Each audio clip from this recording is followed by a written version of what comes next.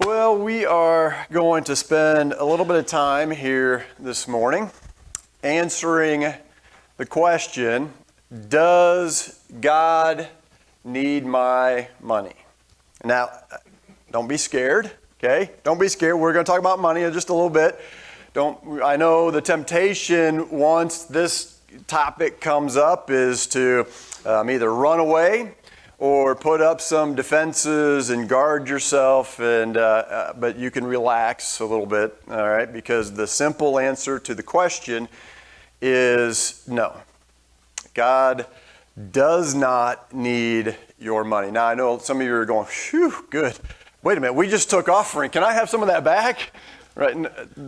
That's really, ultimately, that's not the point, right? It's not like God, it's not like he's going broke or something, and we have to bail him out of his situation. It's not like he's calling us and saying, hey, I'm a little bit short this week. Can you spot me an extra 20? I mean, that's not his deal. In fact, he created all things, right? So all things belong to him. Look at Psalm 24, verses 1 and 2. Or you can jot that down and look at it later. But Psalm 24, verses 1 and 2, the earth is the Lord's. That's a pretty declarative statement. I mean, everything is his, belongs to him. None of this is mine. It doesn't say the earth is God's, but he gave it to you to have, so some of it belongs to you, and he's going to divide it up evenly. This is a declarative, the earth is the Lord and everything in it. The world, and get this, and all who live in it. We all belong to the Lord. Everything belongs to the Lord, for he founded it upon the seas and established it upon the waters. So what we have is not ours. It does not belong to us. It has been entrusted to us to take care of, to be stewards of, to manage for a short time. We are just stewards of what belongs to God, period. In fact, God says in Psalm 50, verses 9 through 13, says, I have no need of a bull from your stall, or of goats from your pens, or a $20 bill out of your wallet. All right, for every animal of the forest is mine, and the cattle on 1,000 hills. I know every bird in the mountains and the creatures of the field are mine. If I were hungry, I wouldn't tell you, for the world is mine. In other words, he'd just go shopping for himself. He wouldn't have to tell us. For the world is mine and all that is in it. Do I even eat the flesh of bulls or drink the blood of goats? And the answer to that is no. He doesn't need what he created for us. So, God's not, he's not a little short, doesn't need a few extra groceries. He's not short on his rent for this month, and he's not saving for a vacation home, okay? And he's not looking to get that 55-inch TV because he only has a 32 in his living room. So truth is, he really does not need our money. And as surprising as this sounds, he doesn't even need our money so that we can keep the lights on in this building or pay the preacher. Both those things are good, right? But they're not necessary. We could meet somewhere else where it does not cost us a dime in order to worship God together. We don't need this place, this building, these lights, this air conditioning, whether it's too cold in here for you or too hot in here for you. We don't need this place to worship God together as his church. Right? So if all of this is true, then maybe the better question is not if God needs our money, but why do we give? Because he does not need our money. but he still asks us to give. He commands us to give. So the question is, why do we give? If you look at verses 14 and 15 of Psalm 50, which I just read 9 through 13 a moment ago, verses 14 and 15 says, God says, sacrifice thank offerings to God. Fulfill your vows to the Most High and call upon me in the day of trouble. I will deliver you and you will honor me. So first of all, first and foremost, above all things, He is God and He deserves our sacrifice of praise and our thanksgiving. So why do we give? Because He deserves it. Because He's God and we're not. And these verses indicate to us actually, not just because He deserves it, but also because what He really wants from us is our hearts. So why do we give? Because He wants our hearts to belong to Him. Jesus understood what I'm saying here about this and just how intertwined our hearts and what we treasure, what we treasure, how intertwined these two things are. And so He says in His Sermon on the Mount, in Matthew chapter 5, verses 19 through 21, He says, do not store up for yourselves treasures on earth, where moth and rust destroy and where thieves break in and steal. But store up for yourselves treasures in heaven where moth and rust do not destroy and where thieves do not break in and steal. For where your treasure is, what? There your heart is also. That's right. God doesn't need our money, but He wants our hearts. And Paul warned Timothy in 1 Timothy 6, verses 6 through 10, that godliness is contentment. Godliness with contentment is great gain. For we brought nothing into the world, and we can take nothing out of it. But if we have food and clothing, we'll be content with that. People, now here's the warning.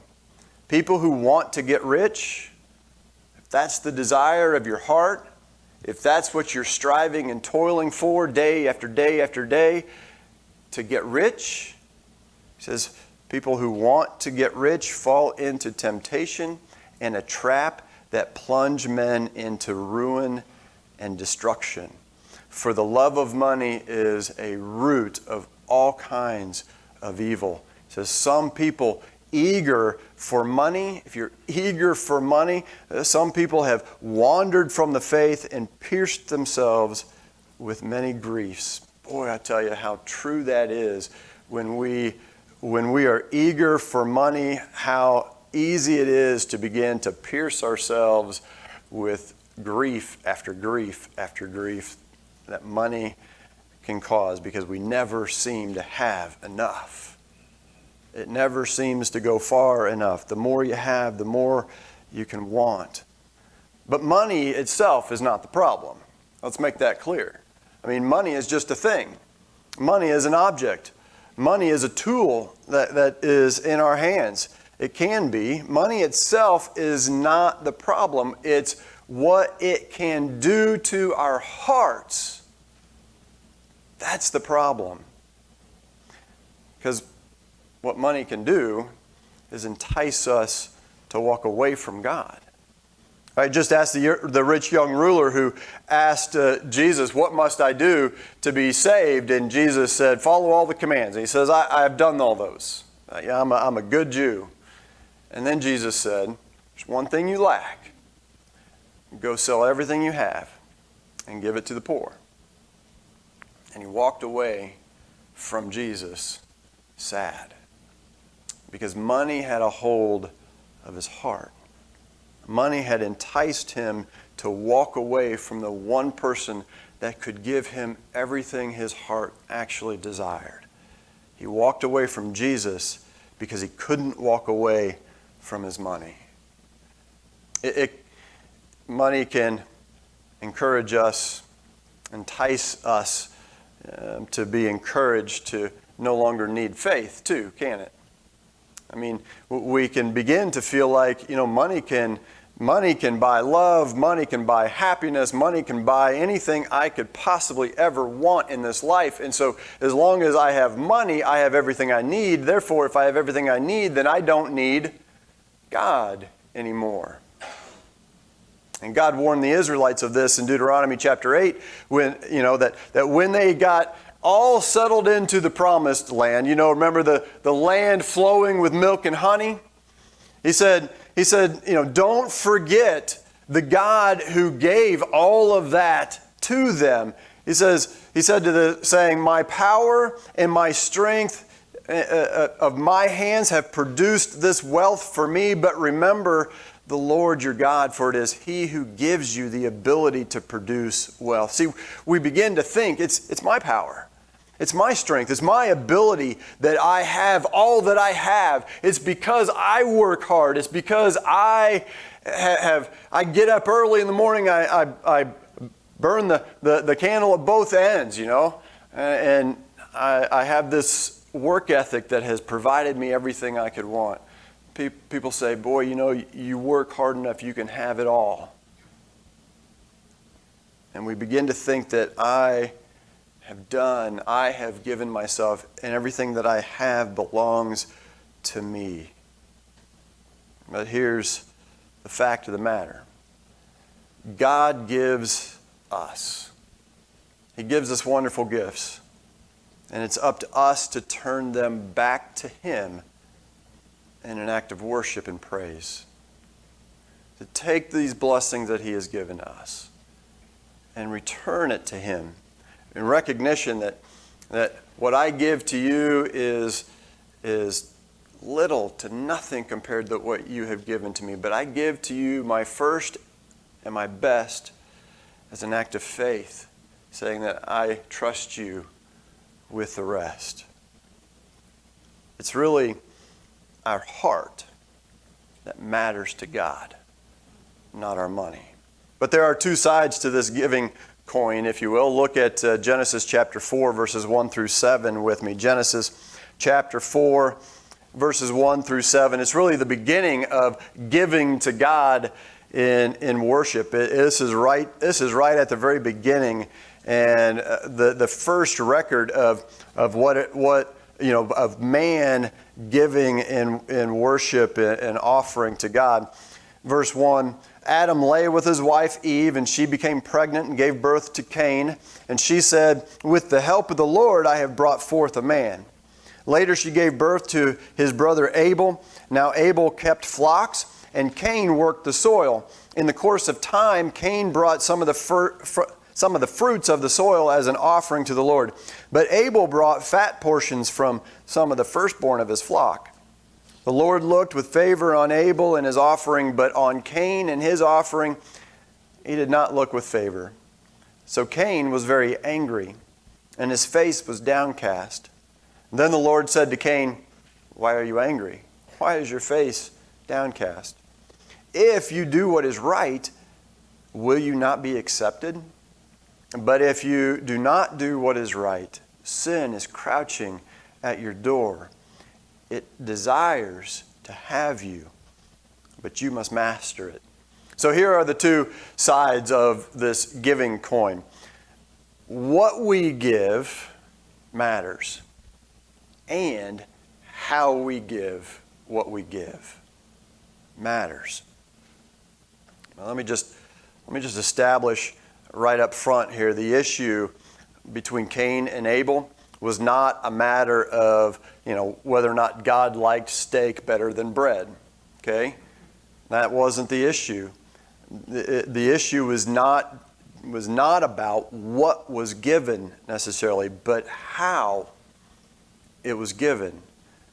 The issue was the motive, the heart, the attitude. And the story reflects a heart condition that caused Cain to grow bitter over time.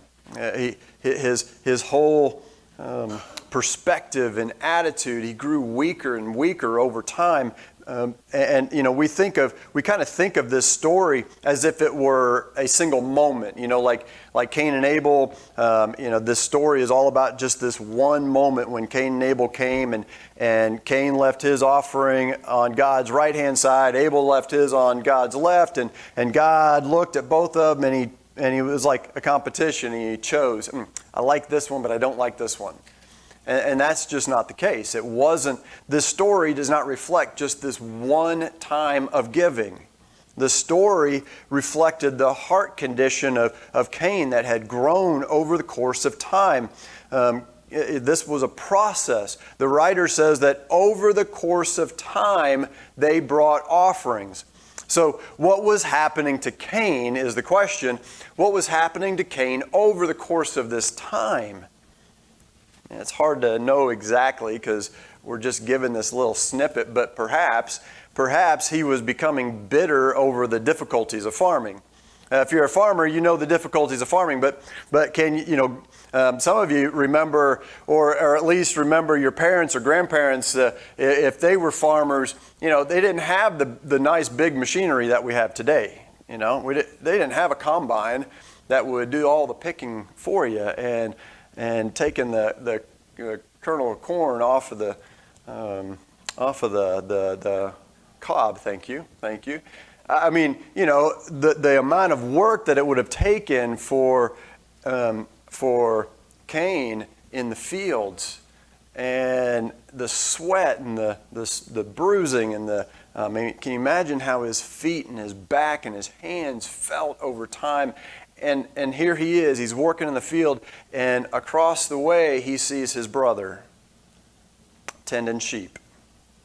Just walking around with them, petting them, brushing them, just talking to him. And he's thinking, he was thinking, he's got it easy. I've worked hard for this, what I'm giving to God. He's got it so easy. And so over time, his bitterness, his anger, and his resentment began to grow. But not just towards Abel. Think about it. Who was the one that cursed the ground that Cain was working? Who was the one that made that ground hard to work? God. So maybe over the course of time, he became bitter and angry and resentful that even God cursed the ground that he worked on. So when the harvest came in, rather than giving from a heart of gratitude and worship for the provision that God had given him, Cain just kind of walks by and scoops some up, and then he tosses it to God as if to say, you should be glad I'm giving this to you. I worked really hard for this, and you're going to take my hard-earned grain from me. You're taking food out of my family's mouths. You should be glad that I'm even giving you something. Where Abel came and brought the fat portions, the good stuff, the favorite stuff, the best part of the meat. In other words, he gave the very best. He gave his very best. But understand this, though. The value of the offering is not in how much it's valued by the world, right? I don't know how much grain, the amount of grain, how much it would have sold versus how much the meat would have sold. I don't know if it doesn't even matter which we like better. So it's not measured in the value that it has to the world, but the gift is measured in the amount of cost to you. Jesus recognized the widow who gave a meager 2 mites, not even worth a penny, but it was all she had. So she didn't give out of her abundance. She gave out of her need, out of her nothing. She gave everything. It was a sacrifice for her. The value in our gift is in the sacrifice to ourselves. When we give just out of, I could have put this $20 in my savings account, but I'll give it to God instead.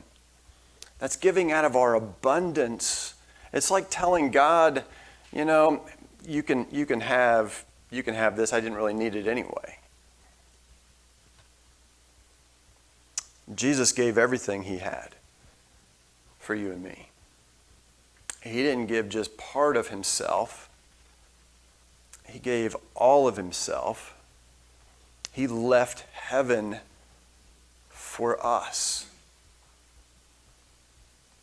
And he lived on this earth in the dirt and the muck and the mire of this life amongst the sin. And he died for us. He gave everything, not just scraps and leftovers. He gave his very life entirely.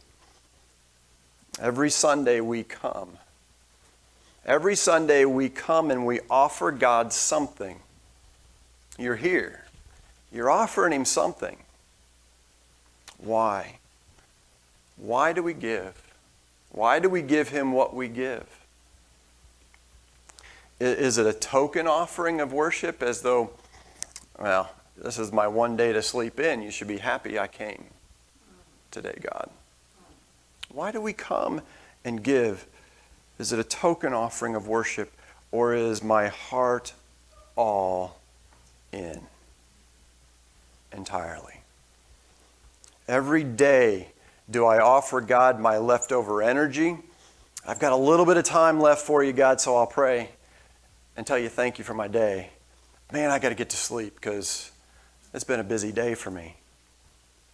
Do we give him our leftover focus? I mean, think about it. Look at your schedule for the day. All the things that we focused on. Where was God? And our focus. Do we just give him some of our heart? You can have this part, but this part of my heart is reserved for something else. Do I just grab some of my thoughts about God and just toss them to him as a token offering? Oh, I almost forgot to pray before dinner. God, thanks for my food. Amen.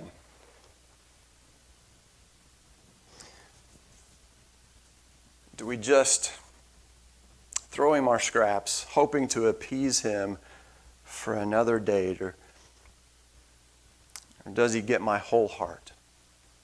Everything that is within me, do I lay before him and say, I am yours, and everything that I have, it's not mine anyway, it's yours, so I give it to you. Do with me, do with it whatever you want. The blessings that you pour out to me, I pour back out to you, and I give to others, because that's what Jesus did. Do I give him the very best of my heart every single day? No, I don't. I'll just be honest with you. I don't. I fail miserably with this. Thankfully, God does not fail miserably with us. He is faithful. And he has given all of himself to us. And he wants all of us. That's what God desires. He desires our hearts. He doesn't desire our checkbook. He doesn't desire the cash in our wallet. He desires our hearts to not be connected to those things, so much so that we walk away from him. So give and give freely, give generously, give cheerfully, not because we have to and not because he needs it, but because it's his anyway, to do with what he pleases. We give not because God needs our money, but to make sure that he is the treasure that our heart seeks. Let's pray.